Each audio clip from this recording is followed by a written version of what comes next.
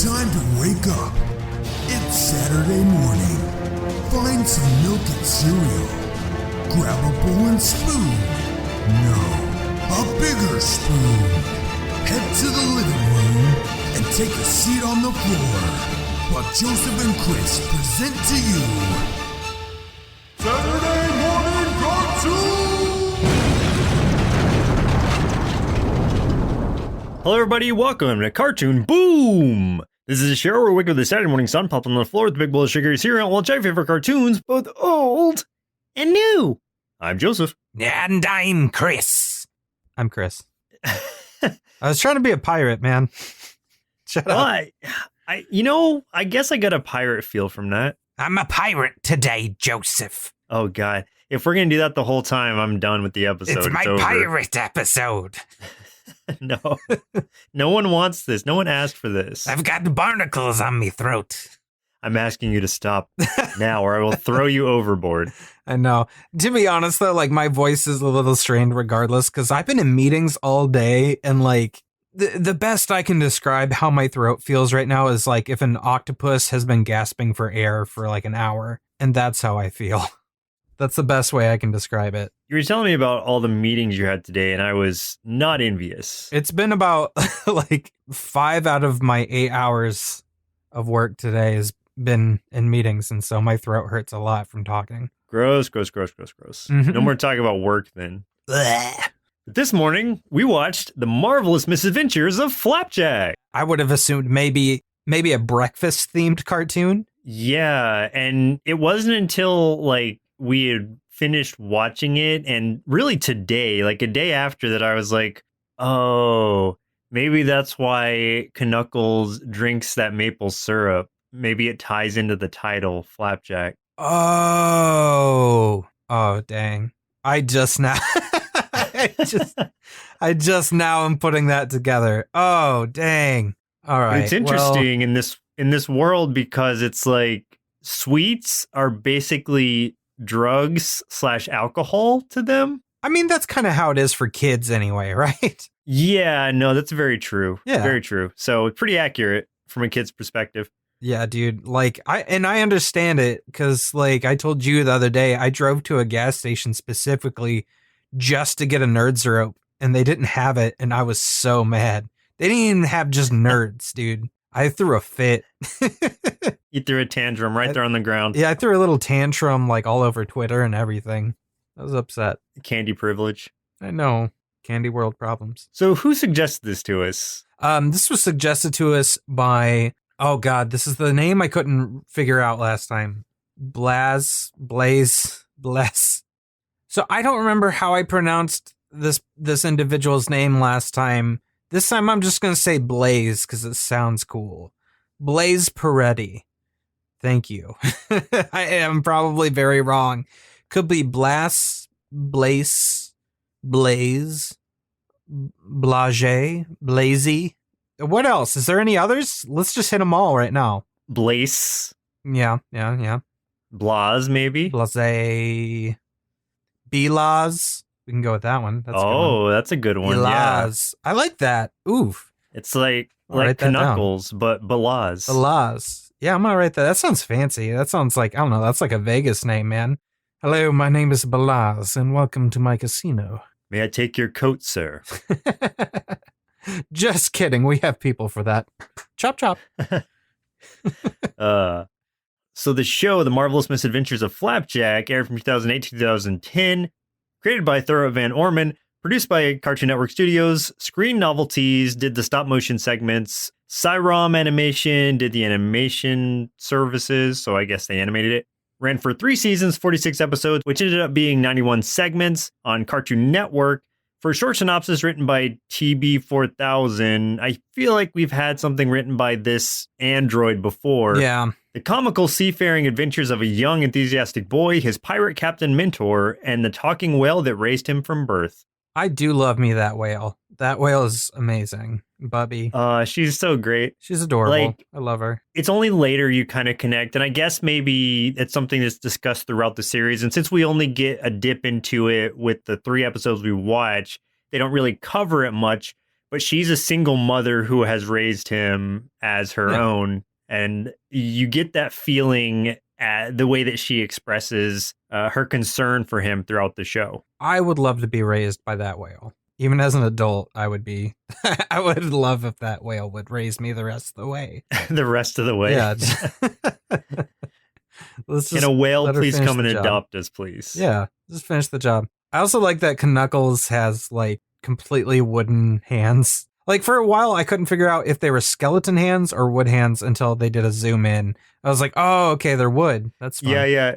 He's mostly mechanical. He's got 2 wooden hands, 2 peg legs, and his butt is also, he calls them his sitting muscles, is also just a plank of wood.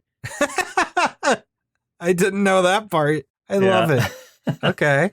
That is fantastic. How does he poop with all that candy he eats if his butt's just a plank of wood? Maybe that's why it drives him so crazy. It just gets stuck in him forever. Maybe he's got one of those little bags. Was it a stoma where they pop it through your tummy and you get the little bag right there to fill up? I know what you're talking about, but no, that's not canon. You don't think he's got a stoma? I don't like it. Okay. I don't like it. I feel like he may have some sort of cannon sticking out the side of him that just launches poop out. That would be fun. It's pirate themed. It's the only way. I would love a cannon stoma. That would be great, like projectile stuff. Okay. Yeah. Poop cannon, copyright, Cartoon Boom. Yeah. Let's get this rolling. That's our new Kickstarter. Somehow we made negative money. We owe people. Oh, man, every time. So who were some actors who played in the show? So Captain Knuckles was voiced by Brian Doyle Murray, brother of Bill Murray, a much beloved actor. And he's much more known for his TV and film appearances, but he's done some voice work for shows like Pigs Next Door, Lloyd in Space, My Gym Partner's a Monkey, The Good Family, and SpongeBob SquarePants as the Flying Dutchman. Flapjack was voiced, as you said, by the creator, Thurop Van Orman, who also voiced the character of Lil Gideon from Gravity Falls, which is great because I love that character so much. And Rochelle and I just watched all of Gravity Falls a few months back, all the way through. And that character just never gets old. I love him every time. The character of Bubby was voiced by Roz Ryan, who also played Thalia in Disney's Hercules, both the movie and the animated series. She voiced Timpa in one episode of Bee and Puppy Cat, which was one of the episodes we did watch, and voiced Cake in Adventure Time. Peppermint Larry was voiced by Jeff Bennett, who has voiced billions, I swear to God, billions of characters. Some of the ones that we might know, Brooklyn from Gargoyles, Johnny Bravo, and voiced the Joker in Batman, the Brave and the Bold. Like I said, tons and tons and tons of other characters in other cartoons. It would take way too long to list them all. And then the last person I have on the list here is Dr. Barber, who was voiced by Steve Little. Also someone that's known for doing a lot more of live action stuff versus voiceover, but also known for voicing the characters of Chip and Skip from Camp Lazlo and Peppermint Butler and Turtle Princess from Adventure Time. He was also a writer on Adventure Time for several episodes. So there you go. Now you know. And knowing's half the battle. G.I. Joe. I wasn't going to finish it because I knew you would, because we're like this, and no one can see this, but I have my fingers crossed. What does He-Man's have a thing? I don't know. Like at the end, in the end when they do the inspirational lesson. I don't know. Is there a quote to it? Maybe I don't think there is. I bet every once in a while he does something. Like there's got to be something with him, Snarf, and Battle Cat. There's got to be something they do, and at the end he's got to say something like Wait, why did you throw Snarf in there? That's a completely different show. Like I don't know. I was thinking of it. You're talking about Orko?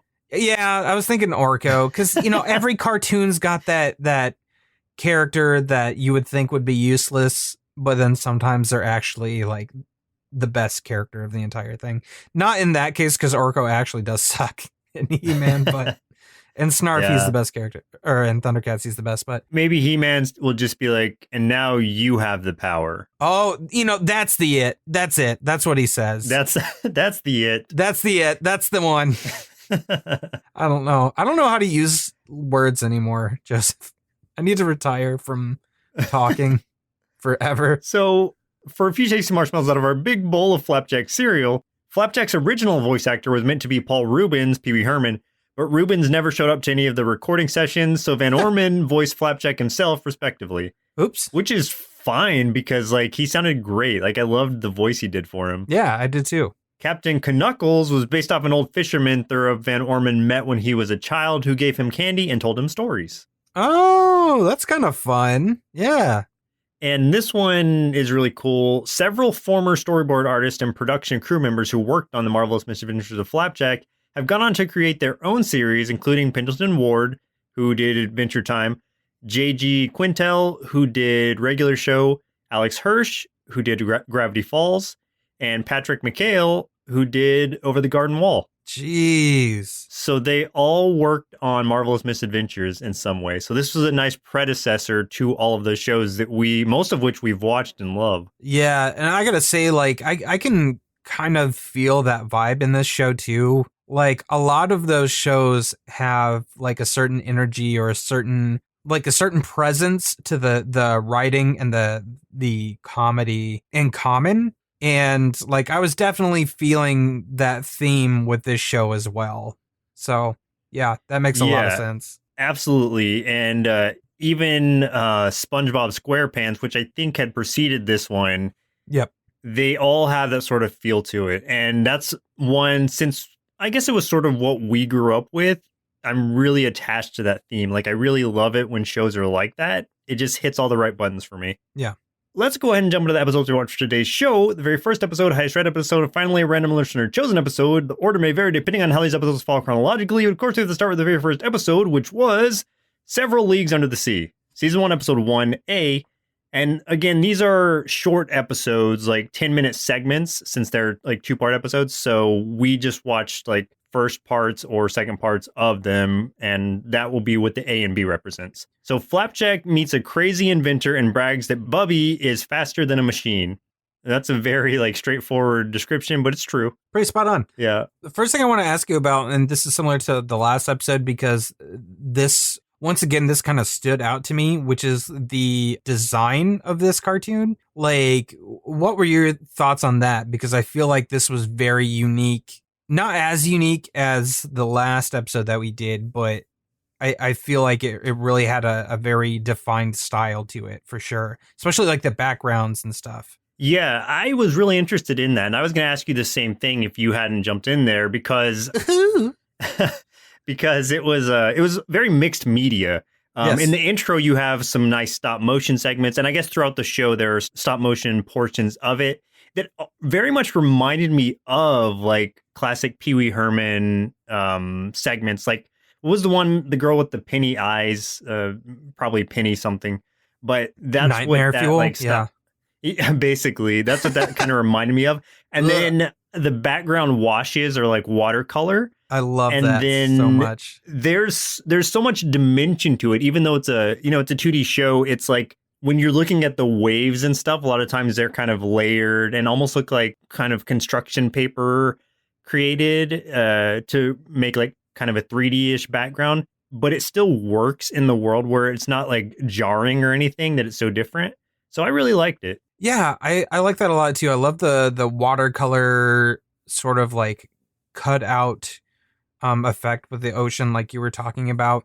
And I also really like the what reminded me of those kind of nautical tattoo style themes with a lot of how some of the characters in the backgrounds and stuff were drawn also. Yes, just, like the sea monsters. Yeah, it reminds me of being in like a tattoo shop or something. To me, it was very much like the old nautical maps, like the way that they would draw monsters on the maps to mark like certain landmarks and whatnot. Mm-hmm. It was very much, it was like it was pulled directly from that, but it was mixed into this world with this 2D animation, and it still made sense somehow. You kind of have to, like, suspension of disbelief is something you sort of have to make these acceptances with shows like this, and I was in right away. Like, there was no point where I'm like, oh, that's weird to me. It's intentionally strange, and you just accept it. It's weird that, like, I'm watching this cartoon made for kids, and it made me want to go grab a bottle of Sailor Jerry's and like have some drinks. But I was there. I was like craving Sailor Jerry's and candy, which was a real weird mix. The first one's weird. The candy makes sense because they're always talking about candy. Yeah. Like their ultimate quest is to get to Candied Island, which is an island purely made of candy. I feel like that's a place I'd be interested to see, but like, one, it would be really sticky on a hot day, and two, my teeth hurt just thinking about it, to be honest. That's like the way that I feel about the witch's house in Hansel and Gretel. I'd be Ooh, like, yeah. yes, this house is probably all edible, but weather, environment, Yeah. what is crawled on this house, what is also man. feasted on this house, You know I don't that- want any part of it. It's gotta be so soggy. Like, that house has to be so soggy. If any of it's made with like any sort of milk product, like that's expired. Like, Yeah, that's gone gross, bad. dude. All of the... It's all rotten. Yeah, that's I want to disgusting. see an interpretation of the witch's house where it's just all gone bad because she's been waiting so long to bait children there. Yeah. Where they go and they're just disgusted It's by gotta it. She's reek, man. disappointed. No kid's gonna want to go in there. It's gonna smell so bad. We go inside and we just see her disappointed on her like Right. chair made of something else that's rotting, and she's just like, "This was a bad idea." There's just ants everywhere eating everything. Yeah, Ugh. I love that idea. Anyway, this is a cartoon we watched. Oh yeah. Yeah, I do love this though. Like, we first get introduced to Knuckles and Flapjack and Bubby right off the bat, and like, first impression was like, I knew I was gonna love the character of Bubby immediately, and she remains my favorite character in the show. What is it about her that you love so much? I guess like the personality, honestly, like how upbeat she is and friendly, and that she's just a gigantic blue whale. I think that's just great. For me, I like when any character uses those like really upbeat kind of hospitable words, like calls people like baby and sugar and stuff. Once you said that she was also in Bee and Puppycat, I know exactly which one of the TV-tron, Yep. which episode. I know exactly which one she was because she also referred to Bee as babies or something. Yes. And so, yeah, it's like that kindness, you just kind of feel it through those words. And it makes sense that she was Flapjack's like guardian / house, because yeah. Flapjack and Knuckles live inside of her mouth, which is an interesting thing. And that's also their vehicle. So it's like there's a whole lot going on there. This world is interesting because it's Stormalong Harbor is where they stay. And I don't know if it's like just an alternate universe or a post-apocalyptic place or what, but they live in sort of like a tiered pier system where the rich people live in like these nice piers that are kind of up towards the top, and they have like, you know, vegetation and stuff growing on them. And then you have like the lower class, like the undercity thing, or I guess just the regular folks like Knuckles and Flapjack, who just live in the lower docks. And all around, like, you're not seeing bars and stuff, but candy shops instead. And it's like candy saloons and stuff. So everything is driven by sweets. Sweets is like the currency there, basically. Yeah. And I think that's pretty fun. Like, that's such a cool, unique take on it. And still, like, having that idea of, like, a kind of substance that you could still tie to, like, a group of people that are kind of down and out.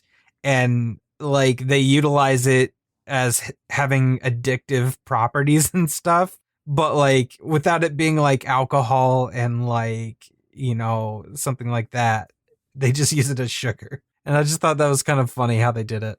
Peppermint Larry, he's one of the candy shop owners, and Yes. he also has a candy wife who I thought which I thought was really funny. Oh, Candy Wife. Oh, she creeps me out so bad. I can't.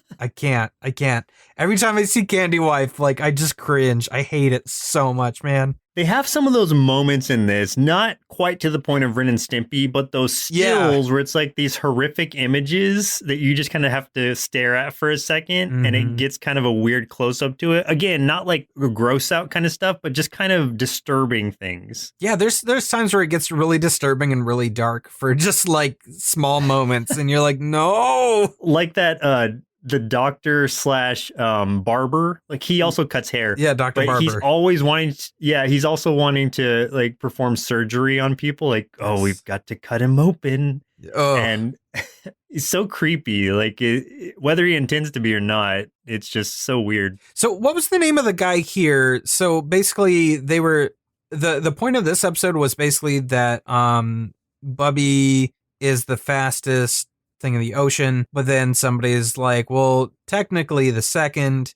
There's this guy who has something that's faster, and it's this guy who has a mechanical whale that's like, runs on coal fuel, that he has a bunch of children constantly powering this thing. Do you know what his name is? Like, he's got this voice though that is interesting. It's like a mix of Vincent Price and Orson Welles, but I can't remember his name. He does have a voice like that. I wonder if Maurice LaMarche voiced him. I was wondering about that like, because I felt like it sounded like something he would do. Yeah, but I think his name was just Inventor or The Inventor or something. But it's so funny because like his inventions, even though like they kind of look mechanical on the outside, they're all run by children in some way.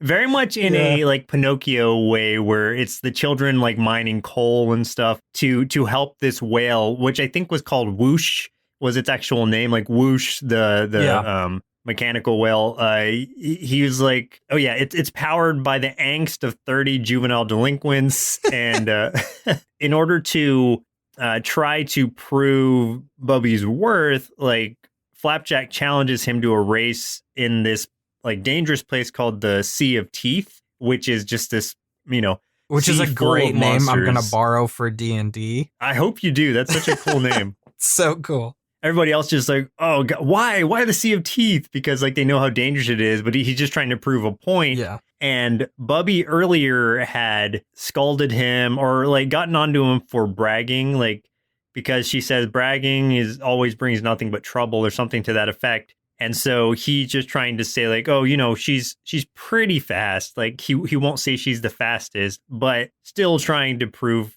her worth to this inventor who thinks he's better. Turns out it was Jeff Bennett still that voiced him, but he did a great job because I would not have guessed. Yeah. It did sound like Maurice LaMarche.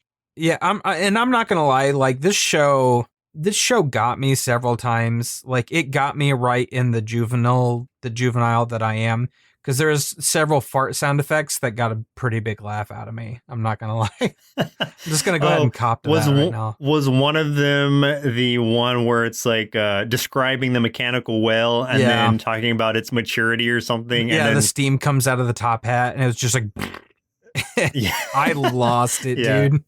I didn't feel it coming, and it got me pretty good. So when they do the race, I also started cracking up too, because like, of course, like as you could assume, the guy's like fighting dirty. It's not just about the race; he's trying to sabotage Bubby. So these kids aren't just like the power; he also throws them in the cannons, and he's firing the kids out of the cannons. Yeah, they're the weapons.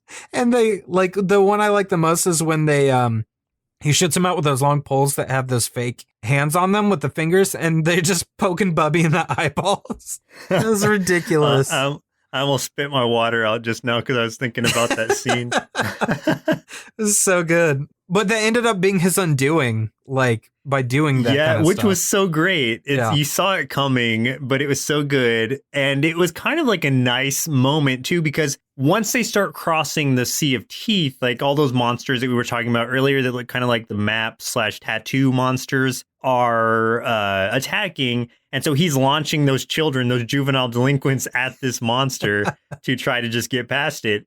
And so he's in the lead. And he keeps moving along, and Flapjack sees all these kids, and he's like, he feels bad because he got everybody into this mess. It was his fault. He challenged the inventor to this race, so he feels bad for those kids and goes back to save them, assuming he's going to lose. And he's basically like, we may have lost the race, but hopefully I won your hearts. And they're just kind of cringing at him because they're still just delinquent kids. That made me laugh too, because they're just like, ugh. So they're assuming they're going to lose at that point. But then because the inventor has already launched all the kids that were mining the coal to power up the whale, like he's slowing down and losing momentum. And so Bubby's able to catch back up, and they have like a flash finish. But even the inventor's camera, or his what do you call it? His picture box. Image box. Yes. It's got a kid inside of it who's just drawing the picture. And so Bubby ends up winning by a tongue instead of like a hair or a nose or whatever. Like he's just like, oh, I just gotta wait for my image box to load the picture, and it's just a little kid in there drawing, and he goes Zzz, and like pushes it out, and it's such a bad drawing, and it's just like this tongue hanging out. And the guy just takes it as like verbatim proof that he lost. Like he could easily just like throw it away and question it. Yeah, but he's just like, no, I'm ruined. Yeah, they proclaim that they've won, and then all the other delinquent kids are like, yay, we quit. Oh man, but that last joke that they sneak in there really got me good, where he was talking about how ruined he is and he doesn't know what he's gonna do since you know the alpha whale thing like ran on children, and now they're like free to go. And Flapjack's like, well, you know, maybe use your inventions that don't rely on children. And he's just like, oh, like my image box. And the kid inside the image box was just like, oh, I'm free, I'm going to art school. And he jumps out, and then he's like, oh no. When you look back at the episode, like even the boot cleaner that they had when they first came in was a kid just in a robot costume. Yeah, so literally all of his inventions are just ran on children, which was so funny. I like that it was like his whole deal, though, like his whole underwater layer as he had. I like that it was all underwater. It gave me like that BioShock kind of vibe for a split second. Like that was kind of fun. Yeah, his lair was like muscle, magical underwater or magical undersea lair is what it was. Yes. That was a great opening episode. I really enjoyed it. It was good, yeah. It helped set the scene for how everything was going to be. And it gave a cliffhanger at the end, too, that I don't know what it leads to, but it definitely intrigued me. Well, see, I'm wondering if it was just an end credit joke and not something that was followed up on, because it brings to our attention is a mechanical Knuckles who basically Flapjack's like, I'm never gonna fall for that again because I almost got us killed, and then he's like, hey kid, I hear you've got a tough pirate, and he brings out his mechanical Knuckles to face him instead of mechanical whale to face Bubby. Right. So I think it was just an end. It could be a joke, but I don't know. But I liked the design of that pirate and the mechanical Knuckles. So I was just like, oh, I want to see that. Yeah, maybe they do follow up in some episode. I don't know. But the second one we watched for today's show was How the West Was Fun, Season 1, Episode 7A. Oh my God. This was the highest rated and one that was also chosen by Blase. Flapjack and Knuckles sell out to the most dangerous direction of all, the West. Oh man, this episode had me laughing and also had me disturbed quite a bit. This was one of the ones partially written by Pendleton Ward also. Nice. Okay.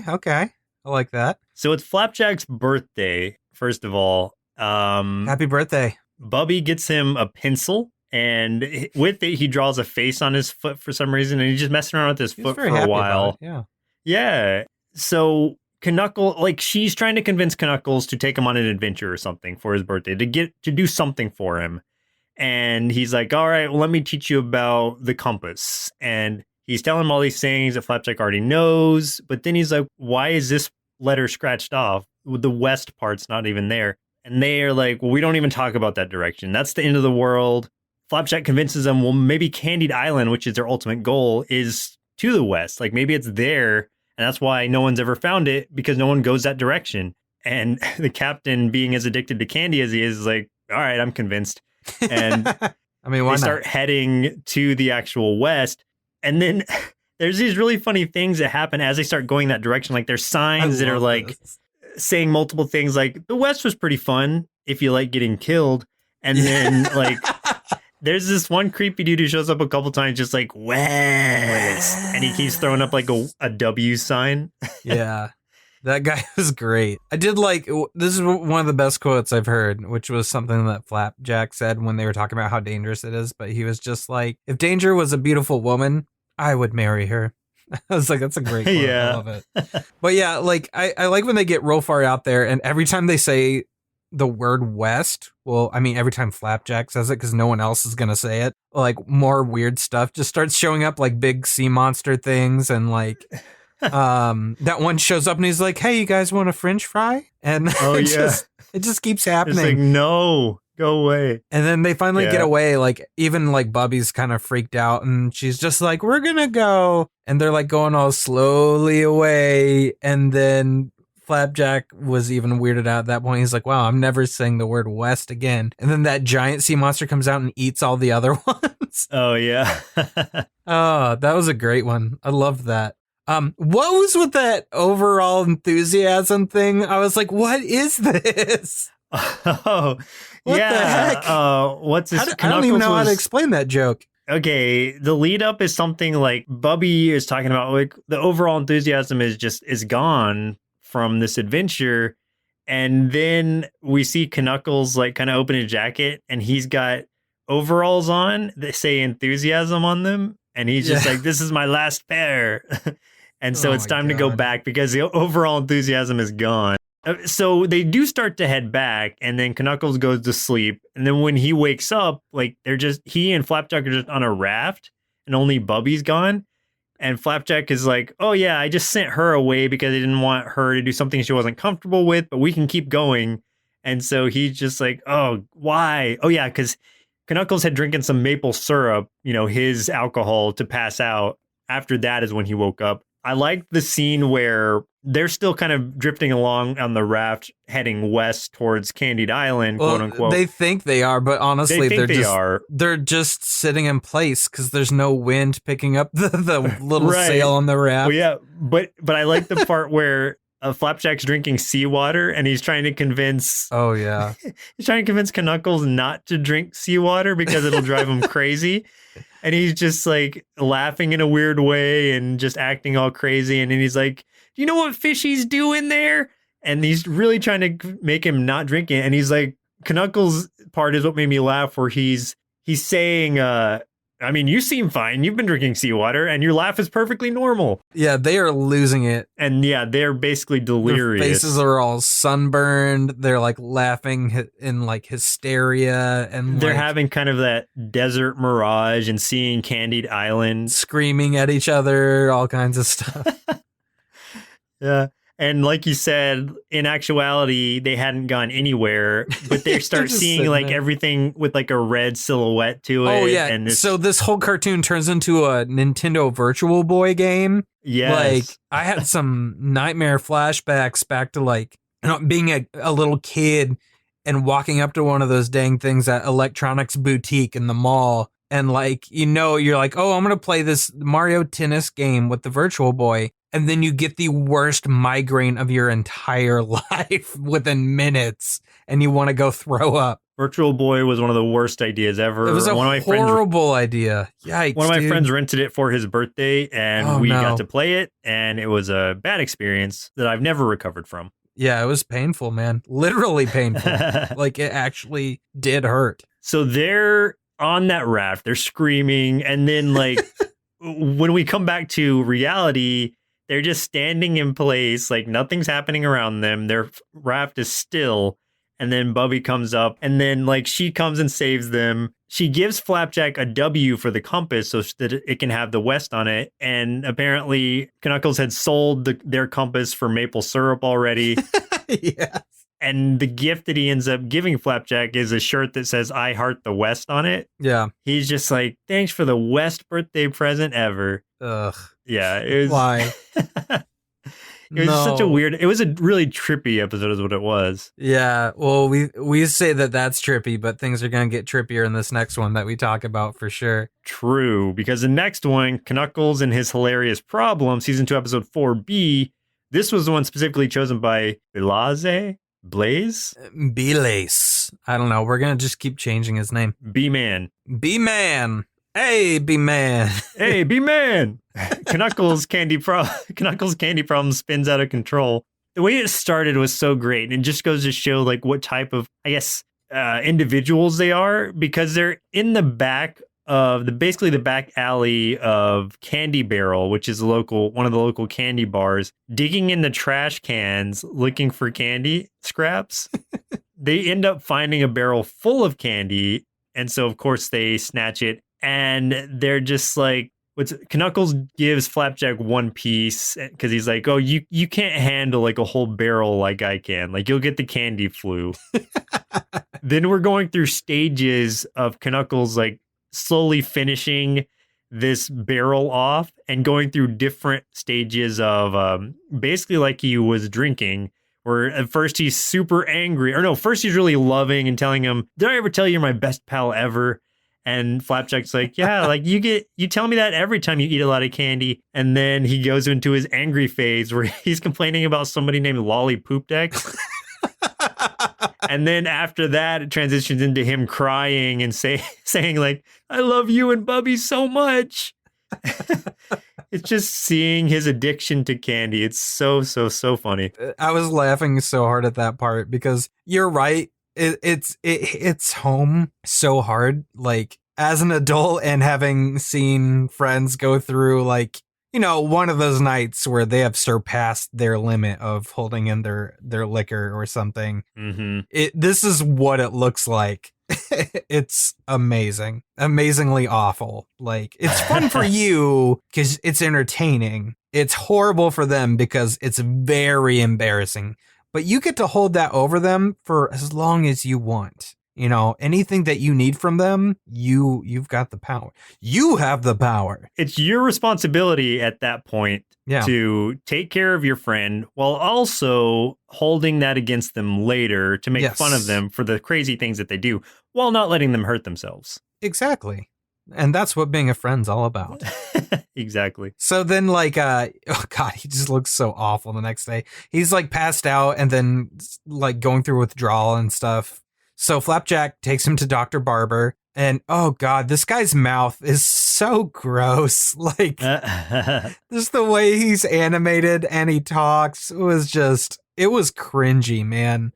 It was rough. But like also like they do that very Ren and Stimpy type, like hyper grotesque close up of Knuckles, and he's just so nasty. But they're talking about how he's got candy rot and he's going to rot from the inside out. And he wants to do surgery because that's his solution for everything is surgery. His description of the surgery that he's going to do is pretty good because he's like, he's the perfect candidate for experimental candy surgery. I'm going to massage his teeth, polish his tongue, fill his stomach with lava rocks, and then get a nest of wasps to close off his throat.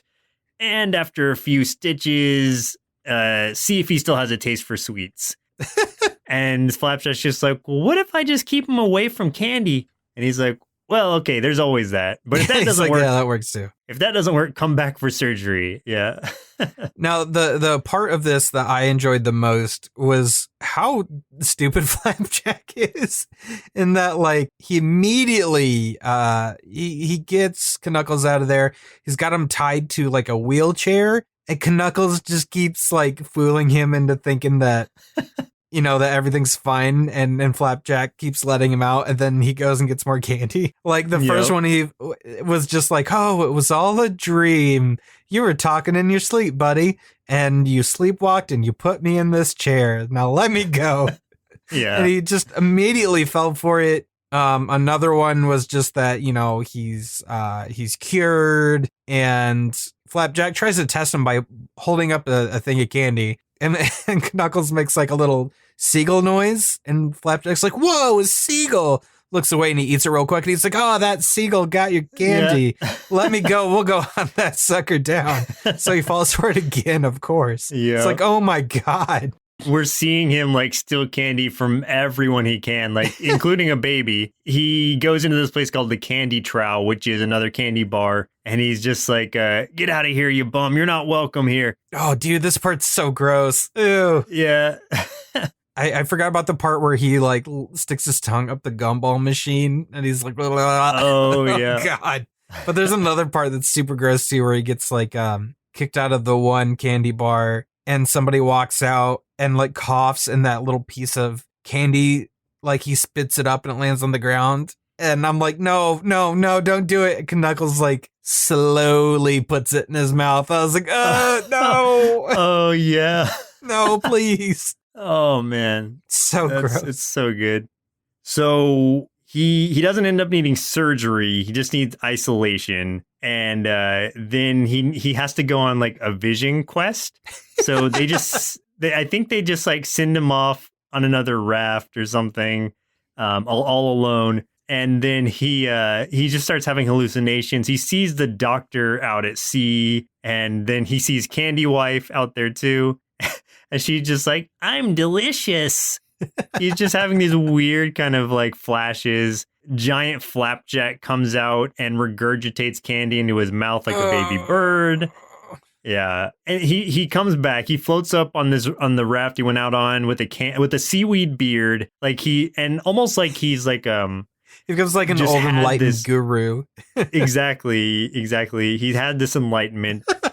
Flapjack orders some special candy at the candy trough. Knuckles slaps it out of his hand and is like, now I do want to find Candy Island, but I want to destroy it. Like I have to destroy all candy. Candy's the work of all things wicked, and he's kind of preaching against candy at this point. Some people are joining in with him. Like he gets a mob behind him to start like trashing all these candy places and throwing out things like a kind of a Boston Tea Party thing, just throwing this candy over the side. And it's all been like a ploy to get the villagers to throw candy onto his little boat.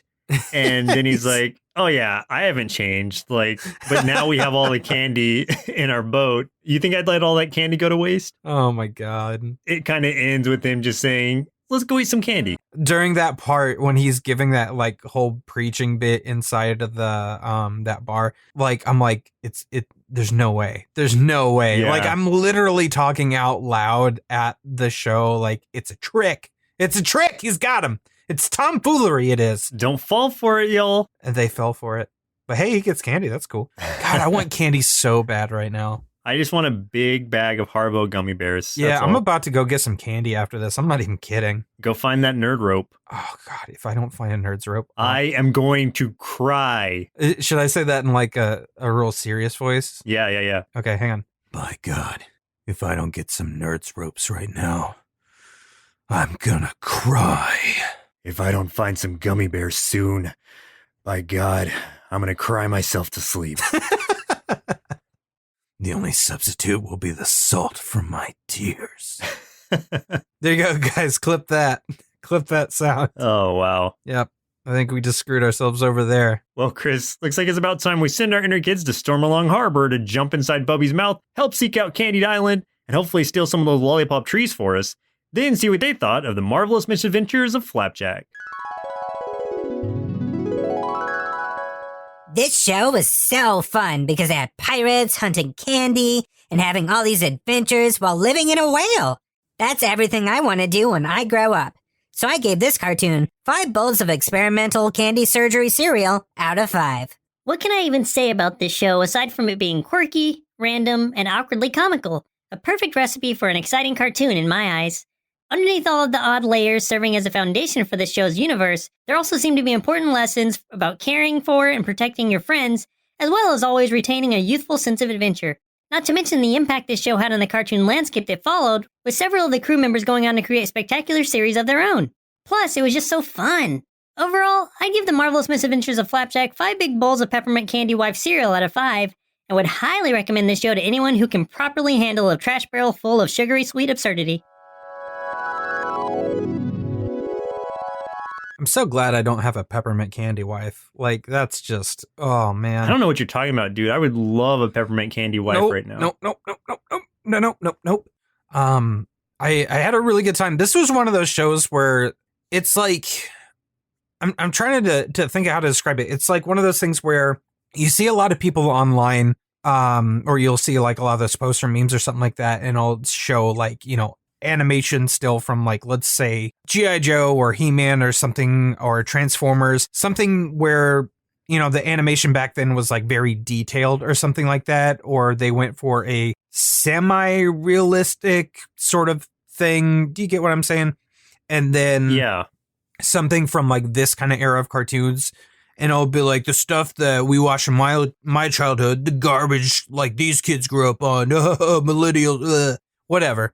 But there is a slew of shows though that I will admit that I've judged based on looks and not to that extent, but I'm like, I don't know if that's for me. And like at first glance, this is one of those where like I saw some images from it and I'm like, I don't know. I don't know if this is going to be something I'm into, But man, I love what we watched, and like I'm legit want to watch more of this and plan to. Like, this is something I would definitely watch from beginning to end, like easily, and especially with it being divided into, you know, the A and B episodes, like it feels like it wouldn't take a lot of time to do. So super interested in it. I loved it. I love the art style. I love the characters, and it had me laughing several times. So it was definitely a great investment of my time. Yeah, man, I completely get what you're saying about it not looking like something that would have appealed to me. I always underestimate the power of shows that just have like an absurd premise to them, where I'm like, oh, this is just going to be like dumb. It's just going to be like, you know, visual gags and just like people bonking each other on the head with mallets or something. And while a lot of that's true, the writing of it is smart in a way that they're very clever about what they're presenting. There is a moral there, yes, but it's not something that's so on the forefront that it's super serious in any way like it was in older cartoons that we used to watch. These ideas are just being presented in different, more exciting ways, maybe to help it stick with kids better, and or might help just to keep up with the kids in the fast-paced environment that we have now compared to when we were growing up. Even though, like you, I might doubt the way that a cartoon is presented, it doesn't mean it's not at its core going to be a good show or a good cartoon. Because I felt the same way about SpongeBob. I felt the same way about Steven Universe. Yeah. I feel the same way right now about Chowder because I haven't seen it, but I bet Chowder's a great show too. I think Chowder's the ultimate one that I've seen a few clips of it, and I'm like, that's the one I think I dread getting the most.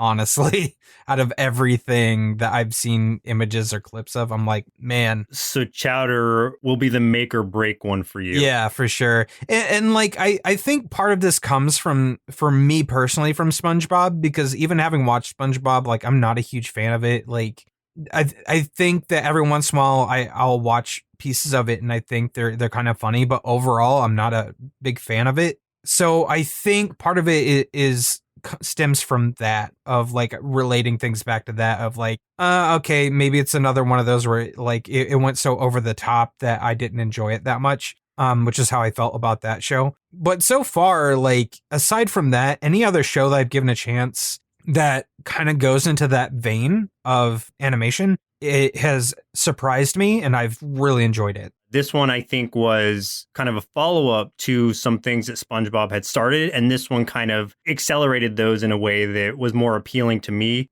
And like we were talking about before, led to a lot of the shows that we've seen since and really enjoyed. Yeah. Also, we have a review on Apple Podcasts that I'm going to read here, and this is from Arthur Allen, who gave us 3 out of 5 stars. Arthur, ouch. Bro, why? It's been a while. Arthur says, Samurai Jack? Did I miss it in the listing? Not many cartoons get pulled off the air and then return to finish the story. Bring Jack back.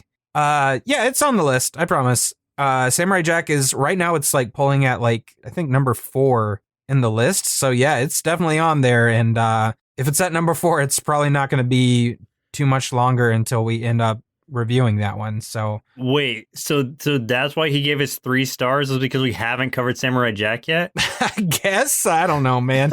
Hey, Arthur, will you change it to 5 stars after we review Samurai Jack? Can you change that in post, like after we finish Samurai Jack? If we say right now, yeah, there we go, that we're going to do Samurai Jack, can we at least get 4 stars and then 5 once we do? Yeah.